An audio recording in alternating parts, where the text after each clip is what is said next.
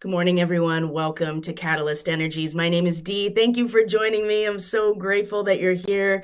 This is the Daily Medicine transmission for March 10th, 2021.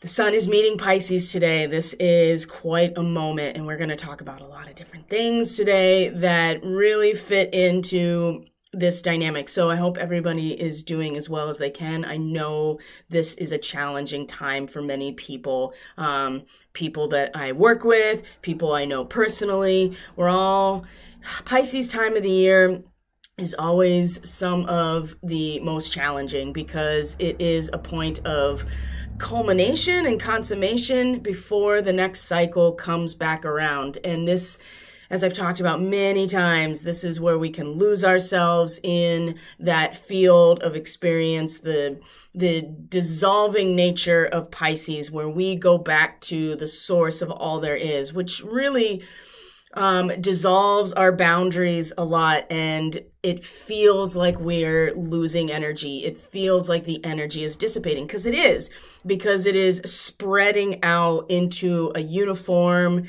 and unilateral experience that then we draw from in order for the next cycle to continue, or to be birthed, really, when we come into the spring equinox, at least in the northern hemisphere. It's the same dynamics, the same cyclical dynamics, north and south. It's just they're in opposition to each other. So as in the northern hemisphere, we're about to come into spring.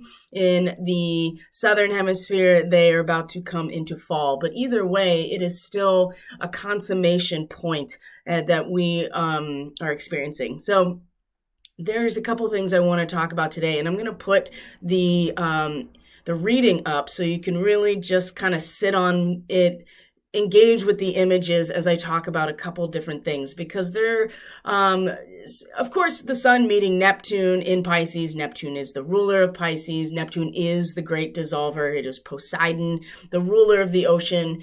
And when the sun meets Neptune, in general, it is, an identification and a fulfillment through this generalized field of experience, the universal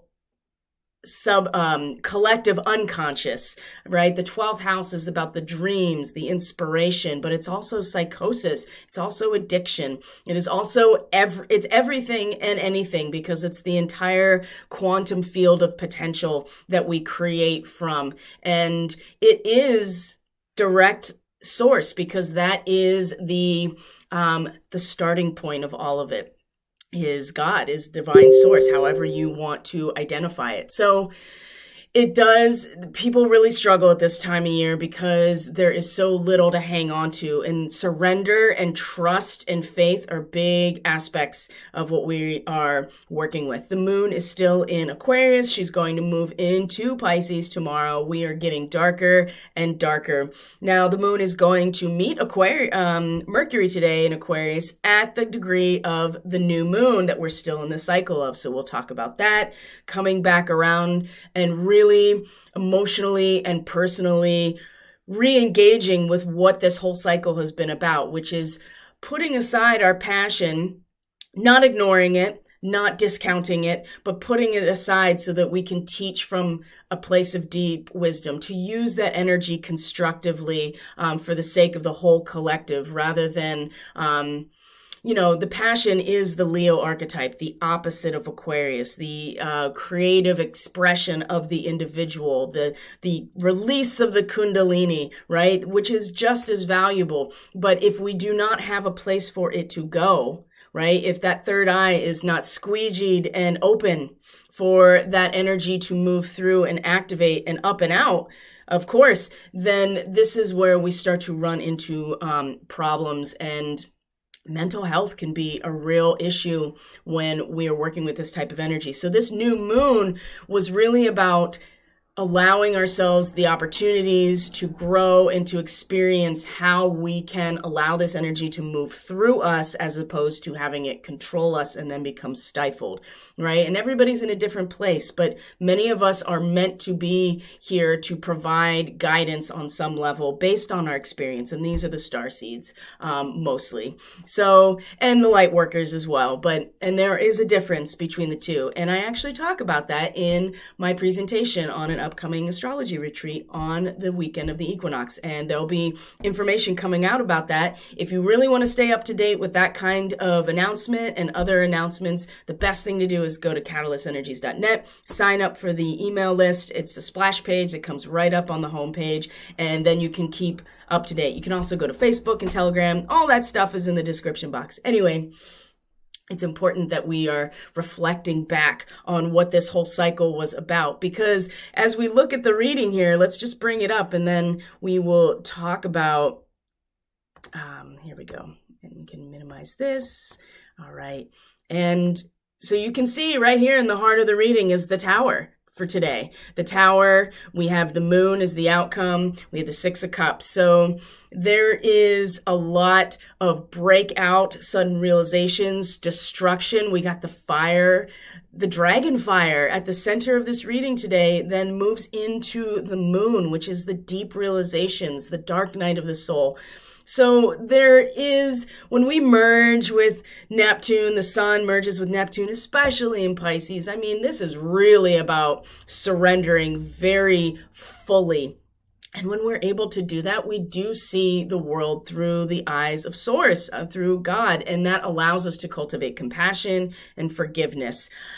But when we are looking through the lens of our own trauma, which is what many of us are doing, then we are not able to see each other as the same potential as everything else. We are not able to see the world through the eyes of Source when we are looking through the lens of our own trauma, whatever that is. So I want to tell a little bit of a personal story as you engage with this imagery in this reading, because you'll see see what comes up for you as I talk about some of these issues. So, and somebody had posted today that I just saw in passing on social media, almost word for word, what I channeled this morning privately, which is the basis of this transmission for the most part, which is about the filter of our trauma and how that keeps us from actually merging with divine Source, with God, with each other, right? We don't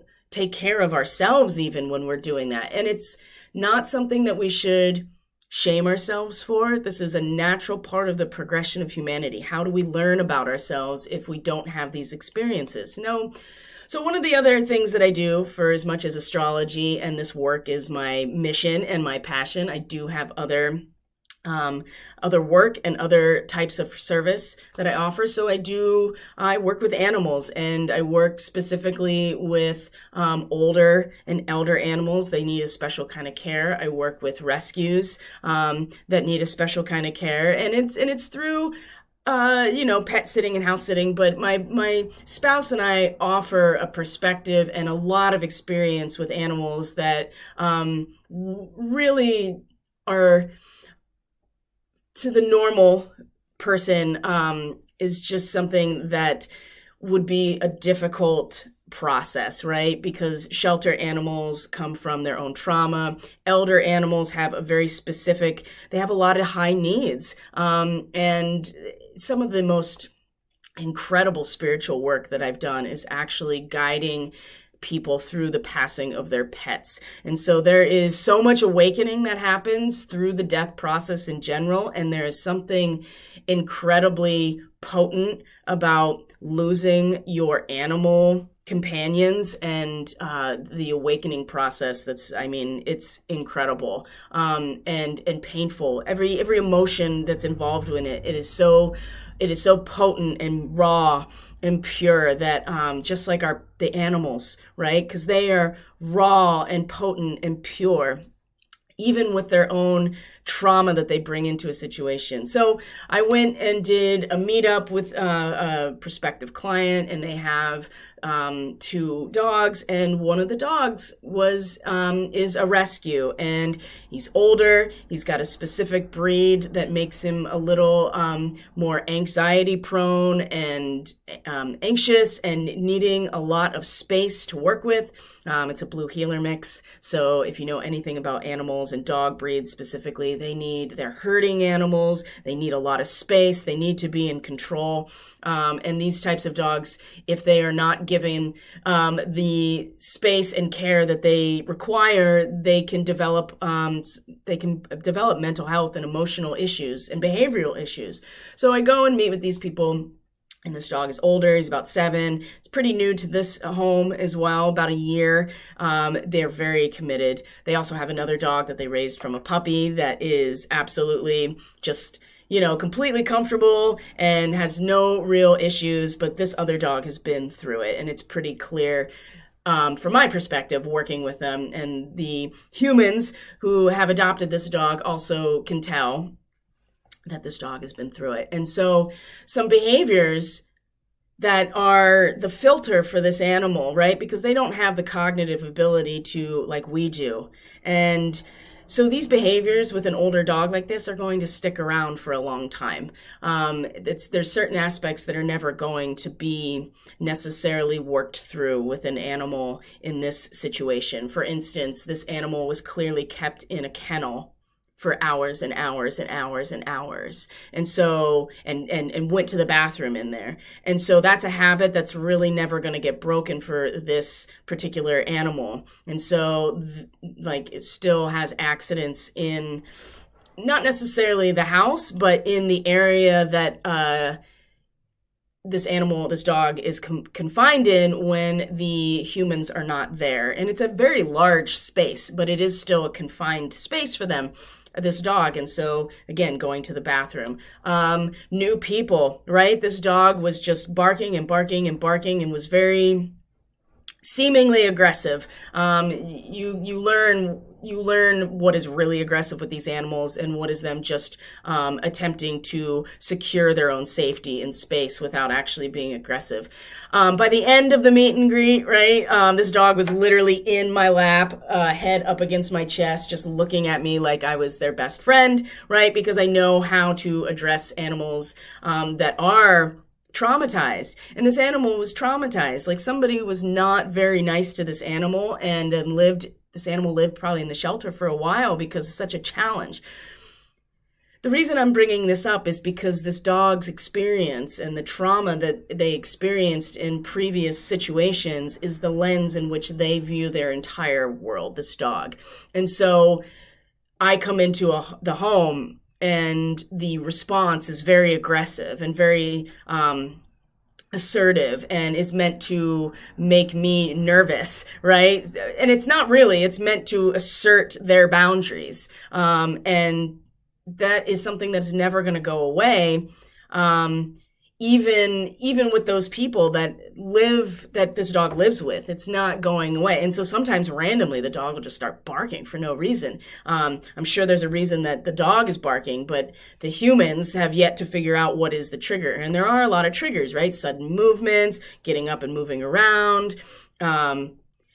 any kind of stimulation outside, cars and other dogs, that kind of stuff, all will trigger this dog to act aggressively. Now, the reason I'm talking about this is because this has come up endless amounts of time, and you can really see that as we get through this Pisces season, it's becoming more and more apparent, and there's less and less to shelter us from the reality that we are acting out of our own trauma. And we all do this. This is part of the shadow work. And when we are unaware that we are projecting through the filter of our own traumatic experiences, whatever they are, right? That is the nature of being human. We are hurt in the course of our lifetime, no matter how great it is in other situations. It's how we learn about ourselves. No matter what, that can be the lens, and you can really see this playing out. And with the Pisces season, this is the martyr time. This is the victimhood. This is really magnified during this time. And so the work that we've been doing, especially the light workers and the star seeds and the wanderers and the truth tellers, we have been learning to condition ourselves. We have been learning how to move past these passions, right? Because not all passions are, this is how people are. A crime of passion is a real thing, right? And so not all passions are something that we necessarily want to hang on to.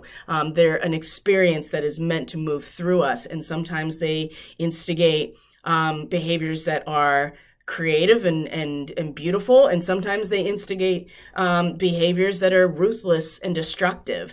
So it really depends on the individual, but we are collectively going through this process. And what I see today, the transmission and the medicine for today is to be prepared on a certain level that this breakout and this destructive energy to pull down all of whatever we have built up to try to bypass this process is coming down. It's coming down. And the outcome of this is that we have no choice but to go into the darkness and to learn about ourselves. And that is the difference between us and our animal companions, for instance. They do not have the cognitive function to do this kind of work. We do. And there's a reason why we are the stewards of this planet, because we have that responsibility. So as we move through the rest of this reading and I go over all of these, just think back, consider the story that I told you about of this individual dog. And you could respond to that dog by being overbearing, being very disciplinary. And it's not to say you shouldn't set boundaries with an animal that is displaying these kind of behaviors if you want to get them acclimated to living in a peaceful environment. But being someone that's worked and has had my own dogs that have been rescues and clearly treated badly by other people, it takes some compassion. It takes a sense of really seeing every facet of what this animal or being has been through in order to understand. And we have a responsibility, especially if you're here watching this. You're probably a light worker, a starseed, or a truth teller. Any version of that, we have a responsibility. And this is what this whole new moon cycle has been. And so it's wrapping up, and we're about to embark on the next lunar cycle, which is, and then Mercury's going to come out of shadow, and the equinox is going to hit. So things are going to be birthed, and things are going to start moving even more rapidly. And we have a responsibility to be aware and conscious of what we are projecting out and what our filter is. And if we are not, then we are going to be provided opportunities, maybe in a very destructive way, in order to break out of that spell. Because many people, and it's important to realize when you do it, right? That whole issue with Pepe Le Pew is a really perfect example. What a trigger for my own trauma. And going back and listening to, some old clips of it and really looking at it and being aware of how it triggers me and how other people's responses have triggered me, and getting a deeper sense of why I have what those triggers are, how that is a filter for your interpretation and experience. And it's not to say that I'm not going to sit here and say I think that it was totally wrong, which is what other people wanted to project onto me. But I also can see that my own trauma, my own experiences provide the filter for how I interpret reality. And if we can see that about ourselves, then we can see it about other people. Then we're getting somewhere, because we're not going to get anywhere unless we understand that. And the more divisive it becomes, the more powerful that creation moment is going to be. So either way you look at it, divisive or not, it's still, nothing will stop what is coming, okay? There are fixed points in time that are, it's all about how we get there and how it manifests. It's already there. So it just is a matter of how we want to get there, what route we're going to take. We're going to take a detour. Are we going to get lost? Are we going to go straight there? Are we going to take the scenic route? We all get to make that decision. So let's look at the astrology. Yes, let's do that. Let's look at the astrology just to get an idea of what we're working with today. All right. Because I think, there we go. And I can minimize this here. All right. So the moon, like I said, the moon is in Aquarius today. It's going to meet Mercury at the degree of this new moon that we're still in, is going to meet that today by the end of today. And the sun, like I said, is going to be in a conjunction exact with Neptune. This is dissolving our entire identity into universal and the collective unconscious. This is how we see through the eyes of God, because we become everything else. And the last decan of Pisces is when we really, really have to let go, really have to trust. We really have to embody that hanged man archetype. And it's almost naive and almost naive, tactile hope for the future. We have to trust that we're being watched over to a certain extent. We have to trust our own ability to intuit the situation, and we have to trust the plan. And I'm not talking about plans of humans. I'm talking about the plan of the divine, right? Trusting that process is so instrumental in this last degree of Pisces, because this is where we really lose ourselves, but then start to consolidate back into a new, unique form that is the seed point of the Aries archetype, and then the new cycle begins. So we're preparing for this new cycle that is unique and has never come into form before, and that's what every astrological new year represents. So I talked about this before with the Sun and Neptune coming together, that if we are aware of ourselves, if we are doing the inner work, if we are conscious co-creators, if we are able to provide a space for ourselves and for other people to see them as the same as us, right? It's all coming from the same place. We're all children of the divine. However you want to envision that, however you make sense of that, God, divine source, mother, father, God, goddess, however, right? It's the singularity point from which everything we know has come from. If we have done this work and we do trust it, then this is a moment of beautiful inspiration. It's inspiration that we can never get from our own minds. It'll just flow in. And we've been prepared for this for the last week, with squaring the nodes, the sun and then Venus in a square to the moon's nodes, right? That really wants us to engage our mind and our understanding. And those things are important, but especially Gemini, mutable energy. It's all mutable energy. Pisces, Virgo, Sagittarius, Gemini, all mutable energy, malleable, changeable, flexible, fills the container.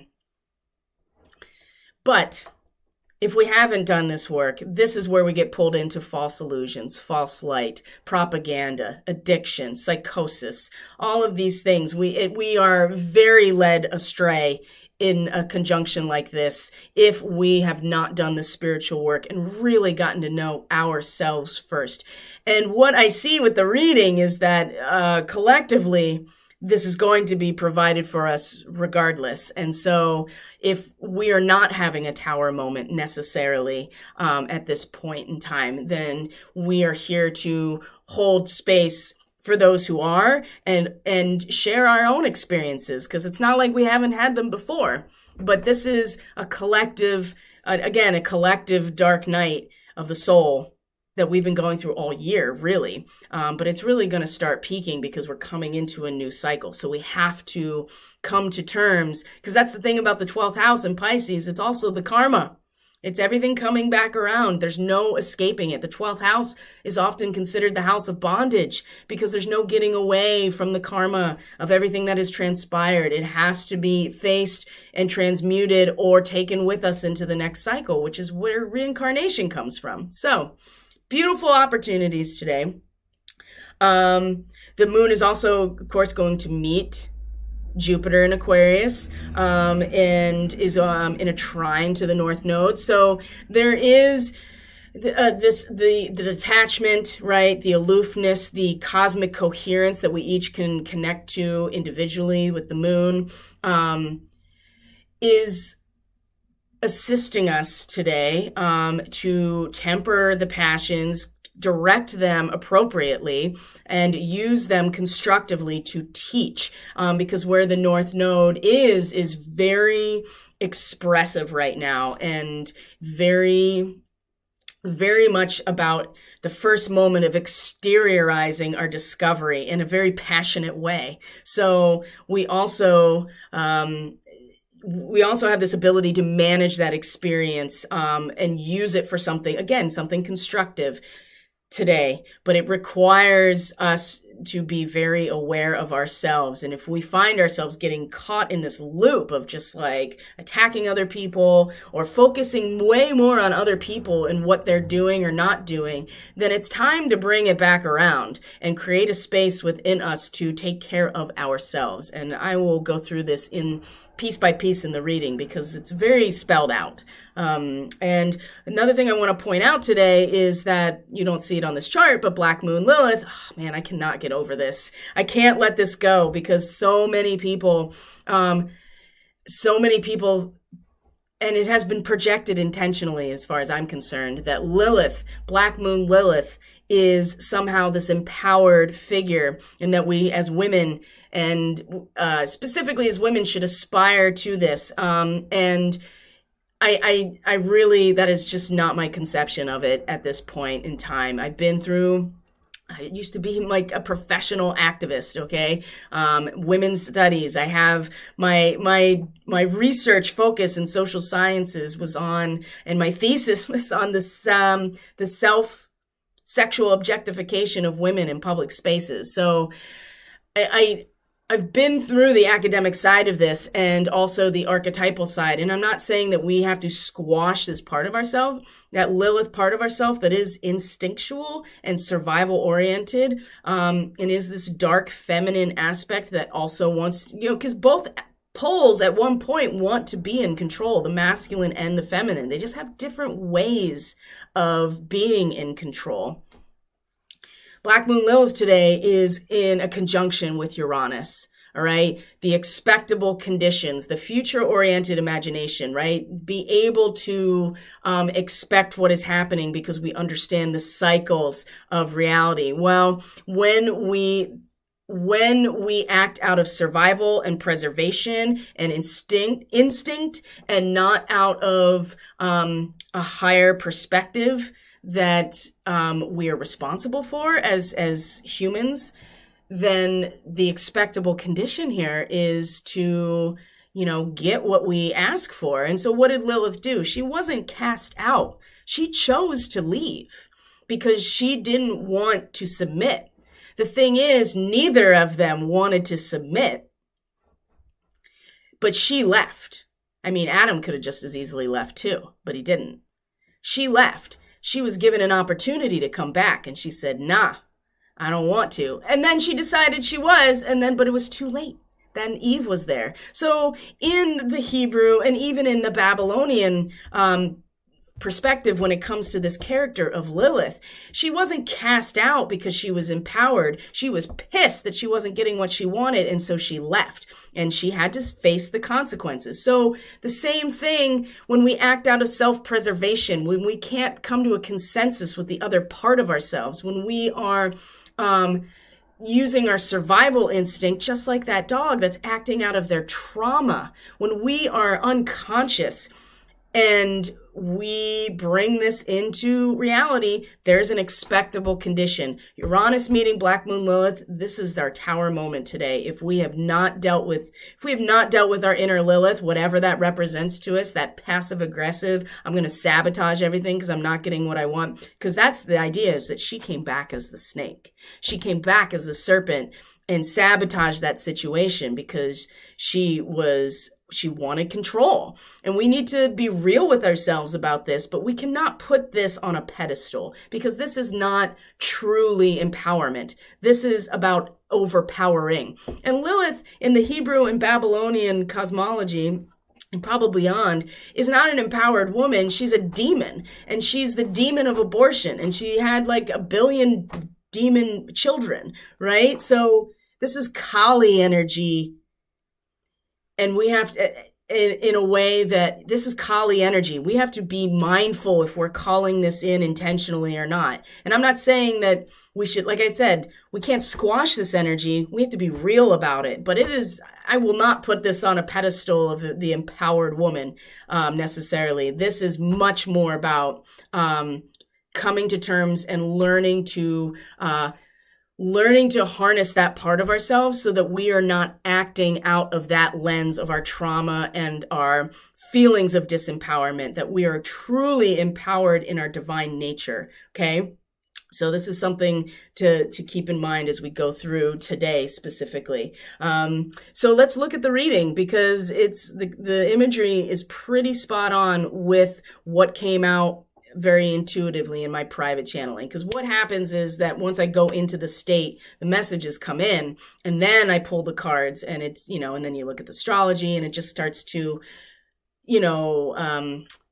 expand on itself, right, into a narrative that then I can share with you. So let's look at the reading one piece at a time. So coming into the moment, here's our 6 of Cups, right? Pleasure. Sun in Scorpio. And pleasure, has a lot of different connotations to it, but let's talk about it from the sense of learning something from our pain and disappointment, because that is the 5 of Cups. So we learn something here. We have deep emotions that have passed the depths of the pain and the fear and the disappointment. And so now we can get to enjoy the harmony, enjoy the devotion through our return to our inner source. So coming into the moment, there is a sense that we've already gone through some level of darkness here, and we can enjoy what we have learned. We can kind of sit in and identify ourselves through the harmony and through the devotion to the inner source, right? When you go through Scorpio, right? You go through the 8th house, you're in Scorpio mode. You are engaging with the depth of feeling that comes from a shared experience. And we don't feel pain until we're in a shared experience of some kind. And so we feel the pain and we've learned something from it.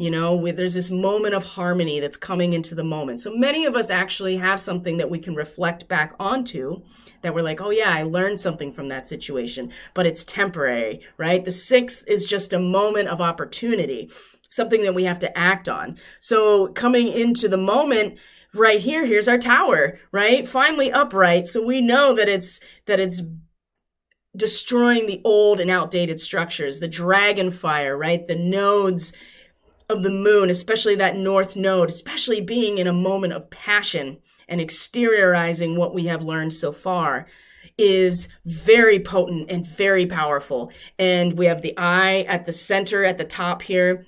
We have a serpent, we have a dove, right? So it's not all is lost, but these old structures have to be destroyed. Remember, the Tower of Babylon was created as a way to bypass probably the natural process of getting to heaven.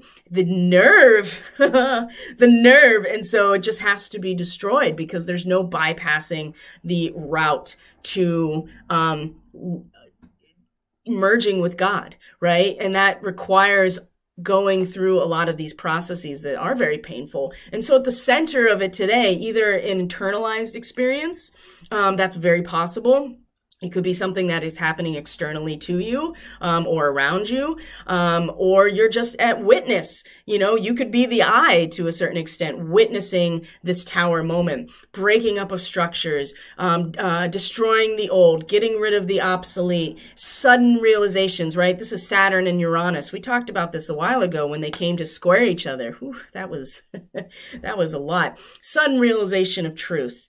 And the will to change. Only at the precipice of disaster will the people have the will to change. This is the precipice of disaster and beyond, right? This is where we get our will to change, not when we're happy, not when everything's content, not when everything is great. It's only when we are at the precipice of disaster that we have the will to change. And this is at the center of today right now with the sun meeting Neptune in this beautiful inspirational moment. There's so much to learn today. Now, at the top of our awareness, this has been coming up a lot, the wishes fulfilled, right? We want everything that we want. We want comfort. We want all of our resources to be, provided for us. We want this beautiful scenery in this valley, right? We want our wine, there's like a wine rack here that is, I wouldn't say full, which says that we have been, consuming what has been presented to us, what we have, our resources. But this is really about our desires and our wishes being fulfilled. I think that there is so much focus of getting to this point. Okay. The thing is that I think we're still collectively externalizing this. And if we continue to do that, then we'll never really align with the manifestation resonance here that will bring this to us, because we're looking for it outside, which means we don't see it outside of us. Therefore, we keep reinforcing that reality of not seeing this. So our focus here is on getting these wishes fulfilled, our desires fulfilled, all of our resources, comfort, right? Comfort, security, plenty, all of these things are at the top of our awareness. We really want these things, okay? And usually I wait for the guidance at the end, but it's pretty strong that I need to talk about it now. Because the trust that you have, we have the resources. So that's the thing. We feel and we see, and our attention is on, I want these resources, right? Well, here's trust, number one. That is a Pisces element. Trust that you have the resources to get through the challenges before you. Well, that tower moment is definitely a challenge, okay? And what does the camel have? It has water in its hump. You have everything. We have everything that we need emotionally contained within us, and we have enough to sustain us through the process. So while our attention is focused on all of these resources in a material way coming into form, and we want to see them and we want to engage with them, this is saying that we already have them. We already have them, and it's within us, right? And we have the resources to get through what we're getting through. So with this tower moment, it's really easy to see the material aspects being taken away on some level. And this is bringing our attention back to the fact that all of our resources are within us, okay? And when we have that perspective here, Archangel Raphael. So number one, it's an 8. So there's that divine intervention when all is lost. Archangel Raphael is the archangel of healing and magic, right? So you see that pink heart chakra shining. You see the green orb, again, another heart chakra color. And it comes, Raphael comes in the guise of a human, right? You don't see any wings on this character. He's surrounded by this natural setting. And so, I mean, this is the card of healing, of miracles, of blessings. If we truly believe and trust that everything we need is within us, we are opening a doorway for this energy of healing and miracles to come in. But we have to trust this process and be open to it, right? The miracles and the blessings are abound, right? But we have to trust that we have them. And if we don't, then we keep looking for something and keep reinforcing that it's not there. And we really want something. We want something to happen. We want something, either internally, externally. Everybody's got a different wish that they want fulfilled right now. And this is guidance. This is miracles. This is blessings. This is a gift. But we have to be open to it and see it for what it is and trust that everything we need is already within us. So where we are rooted energetically, the Queen of Roses is reversed. And so this is really, we are not quite taking care of ourselves emotionally. We are not quite taking care of others emotionally. We are not this nurturing, beautiful, accepting energy at the root of things, okay? We are It's important that we stay centered and that we stay calm in the midst of what will be upsetting, right? The Queen of Roses, this is the water of the water. So being reversed like this is emotional upset. And this is really important that we stay calm and centered and empowered during conflict. And so part of it is letting go of the things that need to be let go of, what the tower is destroying. The other part of it is accepting the cycle of transformation that the tower is initiating. And there is a deep gash in our self-love, and our trauma continues to be the filter that we are seeing everything through. And so this is also reminding us to have some love for ourselves and some compassion for other people who are also doing the same thing, which is having their trauma be the filter and then projecting it out. So if you're any nastiness, God, the internet is just amazing. People would never, they just won't. They won't be that nasty to people to their face, because when you have to actually engage with other people's energy and be that way, I'm not saying that people don't in general or overall, but more people are, I mean, we know this is not new. But what I am seeing is that there's a real lack of compassion at the root of all of us for ourselves and other people. And we could really stand to cultivate this right now so that we can really manage this tower moment, because we are going to go into some depth here as a result, if we haven't already. And part of the guidance for that, number one, here's our panda again, create a sacred space. So I had been thinking about this, of course, as in like a physical way, and this certainly applies, but the sacred space has to be within our own hearts, within our own self, in our spirit. That is the sacred space. We have to create that internally so that we can come back to that space of love and compassion and calmness in the midst of the most upsetting things that we can imagine that are just breaking up all of the old obsolete structures. So we got to create a sacred space within us, okay? Within us. And that means being real with ourselves. And that also means letting in our higher self. The light of the world keeps coming out reversed, which is that we are not hearing the call, right? The knock is there of like, hey, I'm your higher self. I'm knocking, and we're still not paying attention. So again, we have to open the door. We have to create a sacred space so this aspect of us can come in, because this is seeing through the eyes of God. Once we connect to our higher self, that is seeing through the eyes of the divine. Those are interchangeable, right? Our highest self is that piece of God within us. But if we don't let it in, we can't see through that lens, and we continue to see through the perception of our traumatic experiences, or not so traumatic, just any experience really that is clouding our vision and not allowing this highest perspective to come in. So again, Sun meeting Neptune in Pisces is such an opportunity to open the door and let this in and be really inspired in a way so strongly.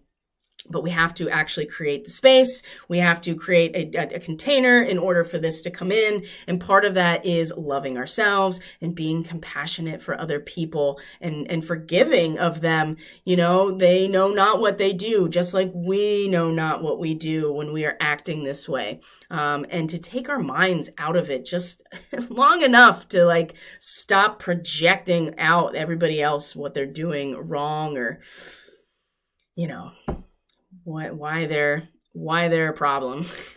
We're all playing the role that we're here to play, right? So here's our moon as the outcome, number 18. This is a very, again, culminating point. You can see here that the moon is Pisces. It is that part of us within that is connected to the field of potential, the consciousness, right? There's no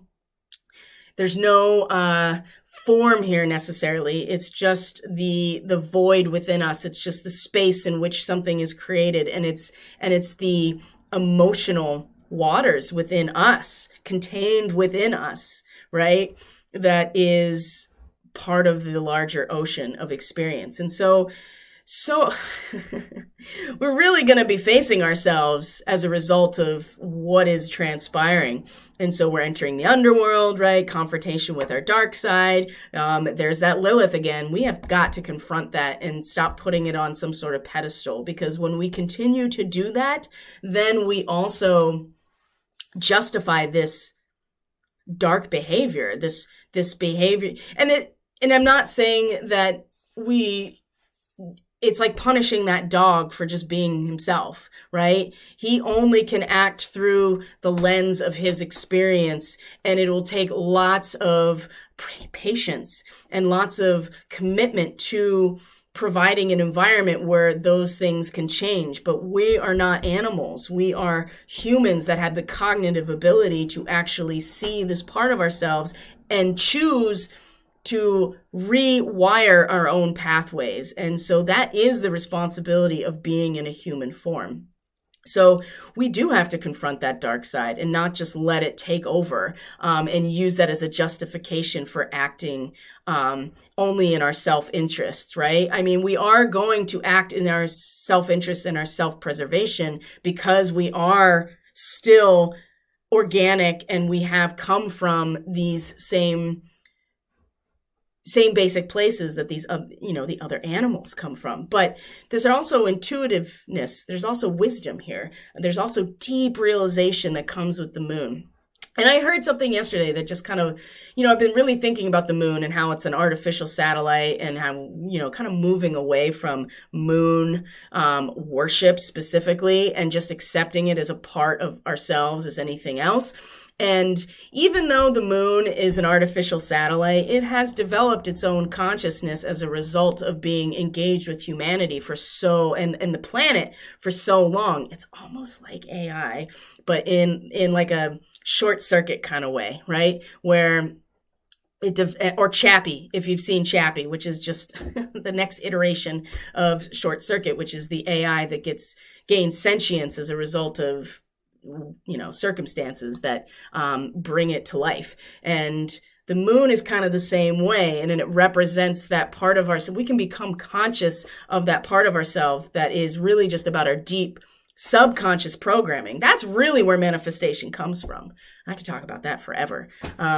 But becoming conscious of our subconscious is the work that we do through the moon and through not just the moon, but going into the shadow. And that Lilith meeting Uranus today, I'm telling you, there is an expectable condition that we can see if we continue down a path of not being conscious and aware of our own triggers and how that influences our perception.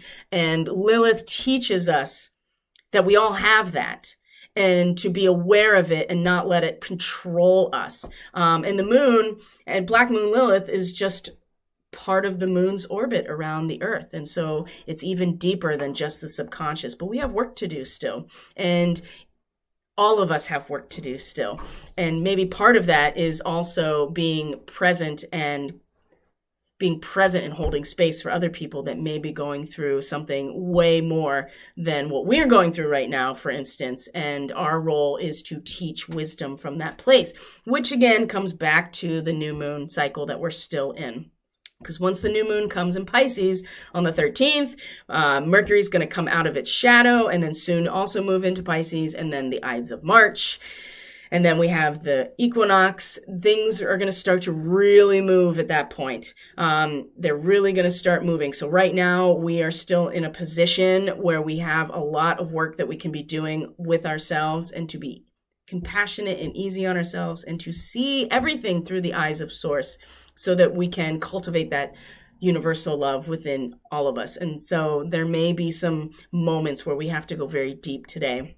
And maybe we've already done that. Maybe we'll do it soon. Either way, all of the conditions are set for this kind of work. So that's the transmission for today. Thank you so much for being here. If you're interested in a reading, learning about your starseed origins, or any kind of energy work, either Reiki or shamanic energy work, you can book through catalystenergies.net. Everything you need is in the description box below. Please subscribe, like this channel, regardless if you're on YouTube or BitChute. It really helps independent content creators like myself when you subscribe and like their videos to get their content out to a wider audience. So if you find this helpful, chances are somebody else is going to find it helpful too. And you can also share this information. I will link at the end of the YouTube video, I will link to the lunar report, the fourth quarter and new moon report. If you're watching this on BitChute, you just got to scroll down through the channel and you'll find it, just to give you some insight about this Sun and Pisces coming together. I talked a lot about it. So thank you so much for being here. I love you guys. I will see you on tomorrow's transmission. Take care of yourselves. Bye.